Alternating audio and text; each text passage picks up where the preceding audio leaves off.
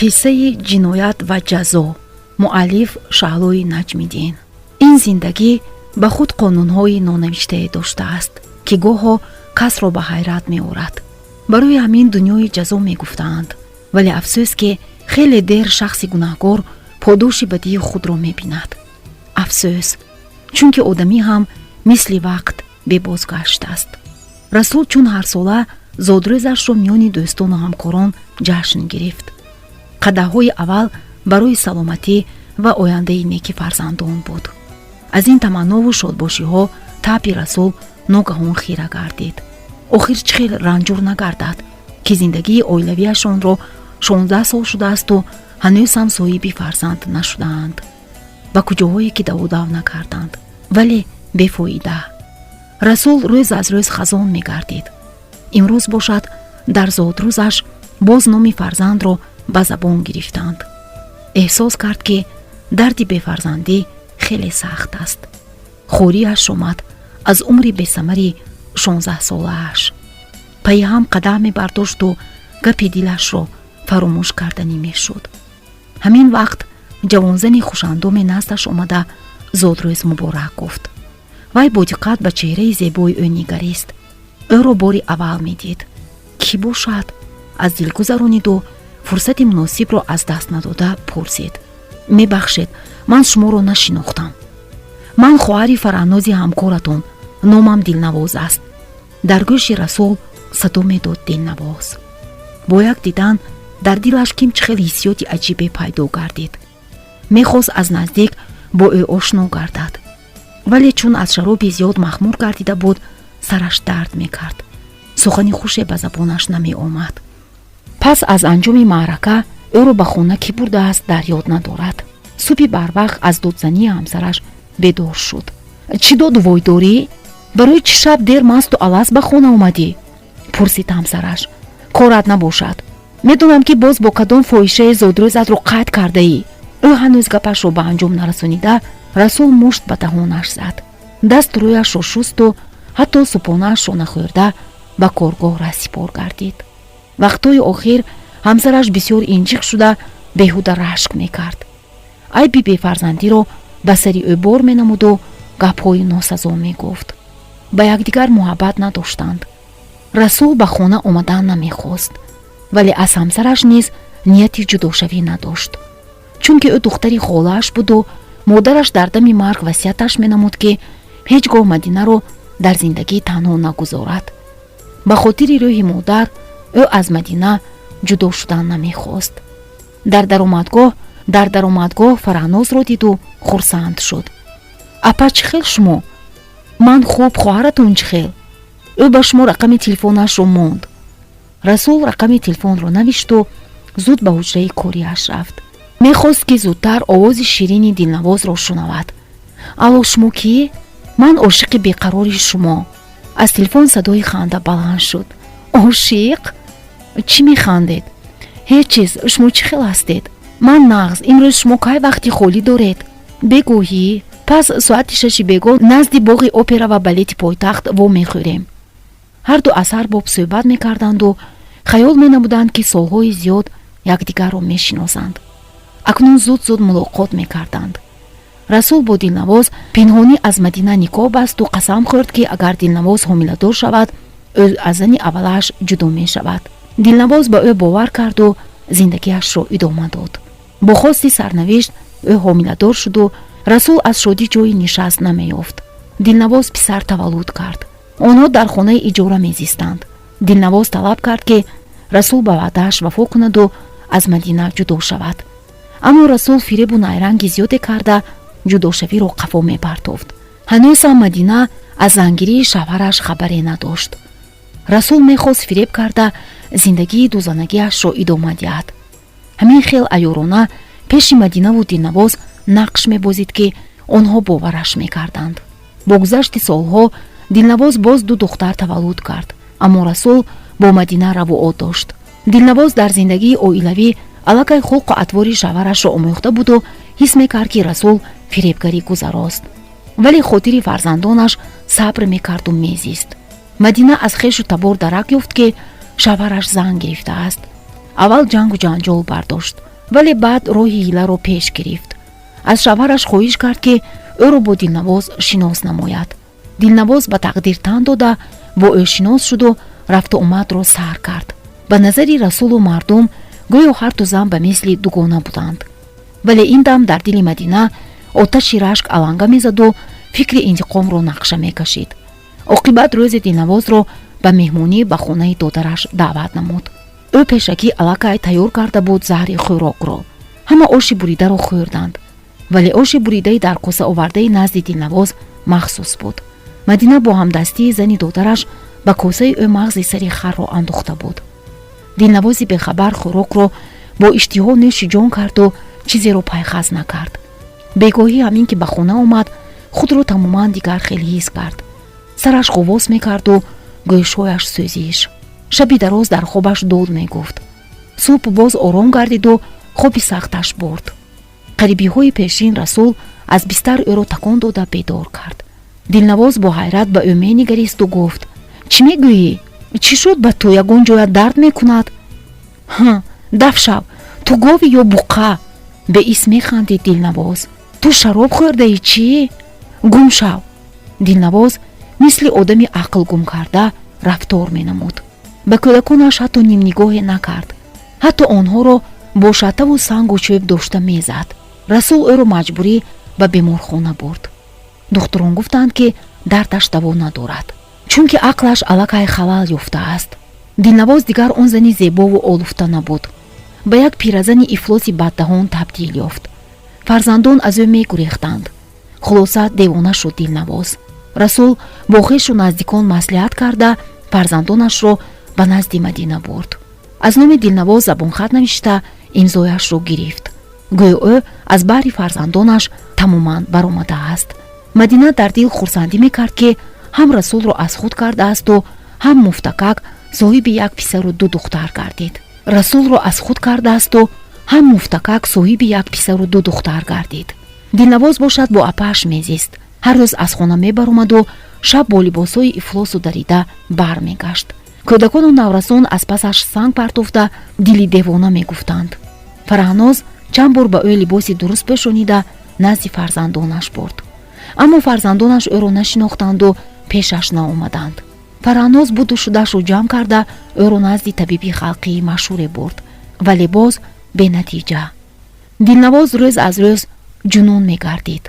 Расулро бошад аз ин парвое набуд. фаромӯш сохт бо тамом Дилнавозро. Мадина бо кӯдакону Расул андармон худро зани хушбахттарини ҷаҳон мешуморид. ба гӯшаи хаёлашам намеовард ки ҳаёти зиндаеро сӯзонидааст. аммо зани додараш дарун дарун ғам мехӯрду дилаш гувоҳӣ медод ки рӯзе подоши ин кирдорашонро мебинанд. вақт ноаён гузашту фарзандони Дилнавоз баркамол шуданд. писари калониро ба духтари оилаи сарбадманде фотиҳа намуданд.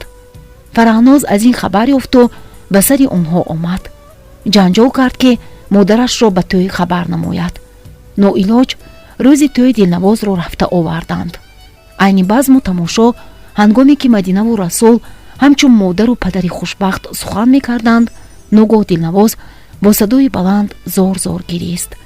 дили писар ноаён гум зад. охир ҷигар ҷигар аст. дилҳо бо ҳам наздик буданд.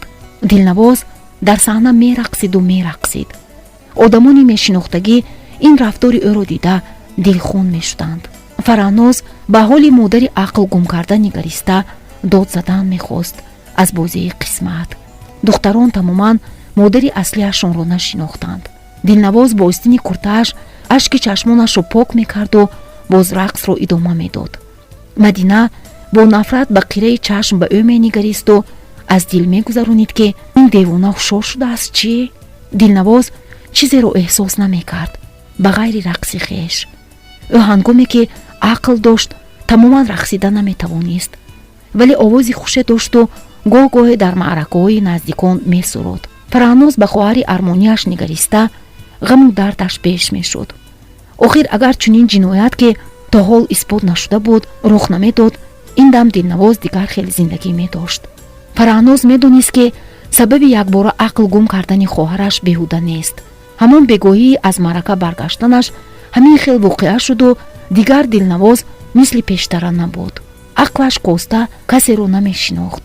Фараҳноз мехост ки рафта гулаи Мадинаро буғӣ карда кушад, вале чун далеле надошт, хомӯш ҳамаи ин бозиҳои қисматро таҳаммул мекард. чандин борҳо бо фарзандони Дилнавоз дар ин хусус суҳбат оросту маълуматаш намуд ки ҳаққи модарии Дилнавозро фаромӯш насозанд. охир модари ҳақиқиашон хору залил дар кӯчаҳо ғалтида мегардаду дили касе ба ӯ намесӯзад. аммо фарзандон кайҳо модари аслиашонро аз хотир бароварда Мадинаро ҳамчун модари худ мешумориданд, чунки ҳанӯз кӯчаку нодон буданд ки модарашон ба ин ҳол гирифтор шуда буд. хотироте дар дилу дидаашон аз модар надоштанд. таҳти таъсири тарбияи модари o'gay онҳо ба воя расида дар бораи модари ақл гум кардаашон тасаввуроте надоштанд. писари калонӣ ҳамин қадар медонист ки модараш девона асту онҳоро тарбия карда наметавонад, вале дар базми домодиаш нишаста рақси модарашро тамошо мекарду дилаш ноаён гум мезад. янгаи Мадина рақси Дилнавозро тамошо мекарду худро аз гирья дошта наметавонист. гумонаш ки рафта пеши пои Дилнавоз фитаду бахшиш пурсад. гуноҳи содир кардааш ҷиноят ҳисоб мешавад. магар марги ногаҳонии писарони экизакаш Ҳасану Ҳусейн ҷазои худовандӣ нест? ӯ ончунон пушаймон буд аз кӯмак намуданаш ба Мадина. Мадина аз ӯ хоҳиш карда буд ки косаи хӯрокро назди Дилнавоз ҷудо карда монад.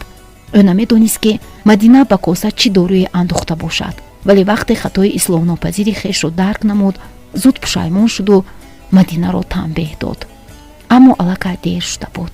Дилнавозро ягон табиб табобат карда натавонист. ӯ розро мисли кӯҳи вазнин дар дили худ дошта мегашт, вале баъди марги писаронаш ӯ дигар тоқат накарда асли воқеаро ба шавҳараш нақл карда дод. додари Мадина ин ҳақиқати талхро шуниду даст ба гиребон бурд. тавба кард назди худованд барои гуноҳи нобахшидании апаи бераҳмаш. Мадина тӯли ин солҳо боре пушаймон нашуда буд аз кирдори хеш. баръакс хурсанду қаноатманд фарзандони Дилнавозро бо меҳрубонӣ калон кард. расул ку боре наандешид ки сабаби ҷунунии Дилнавозро ҷӯё шавад. ягон бор тӯли ин солҳо хабараш нагирифт, кӯмаки модие нарасонид. фикр накард ки ӯ модари фарзандонаш мешавад. базм ба анҷом расида арӯсу домодро ёр-ёр ба хона оварданд, вале ҳанӯз ҳам Дилнавоз мерақсиду мерақсид. фараҳноз ба зӯри ӯро аз саҳна кашида баровард. Дилнавоз дашному ҳақораташ мекард ки ӯро даст нарасонанд. ҳама ба Дилнавоз менигаристанд. касе намешинохт, ба ҳолаш механдиданд. вале осмону замин агар ин дам забон медоштанд, шояд ба гирья медаромаданд. пас аз ду рӯзи тӯй якбора Мадина худро нороҳат ҳис карда пойҳояш карахт гардиданд.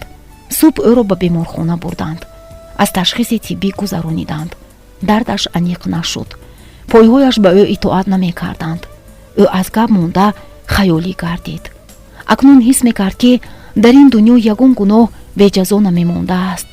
ӯ азоби ҷисмонӣ ва азоби рӯҳӣ мекашид. хоб медид Дилнавозро ки мӯйҳояш кушода сӯяш оғӯш мекушояд. Мадина ҷуръат намекунад ки ин ҷинояти содиркардаашро ба наздиконаш бигӯяд, чунки он гаҳ наздикон барояш туф хоҳанд кард. барои ҳамин рӯзу шабҳои дароз дар бистари беморӣ хоб асту зудтар аз худо дар дил соати маргашро зорӣ мекунад. шумо қиссаи ҷиноят ва ҷазоро шунидед. муаллиф Шаҳлои Наҷмиддин, ровӣ Сурайёи Раҷабалӣ.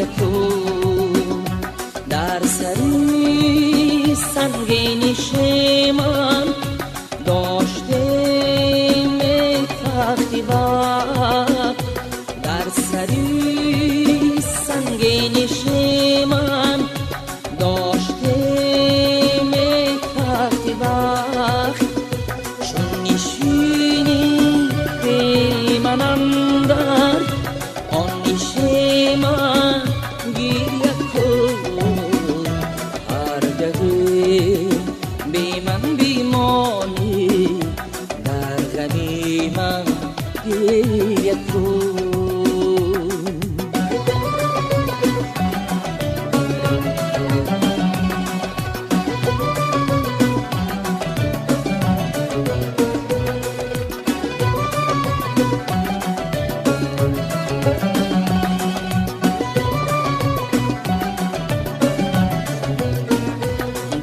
دامنی کوه زمانه بودمان دامانی وصل دامنی کوه زمانه بودمان دامانی وصل هرگاه به من روی بر کوه دامان گریه کن بی من بیمانی در غمی من گریه کن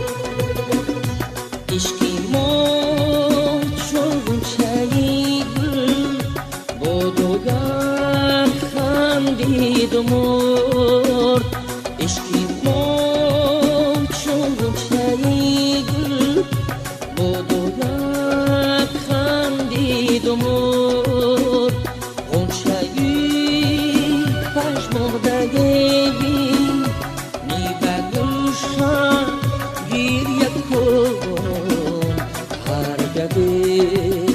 بی من بیمانی در غمی من گریه کن با هزاران نالگو فریاد شیوم گریه کن هرگاه بی من بیمانی در غمی من گریه کن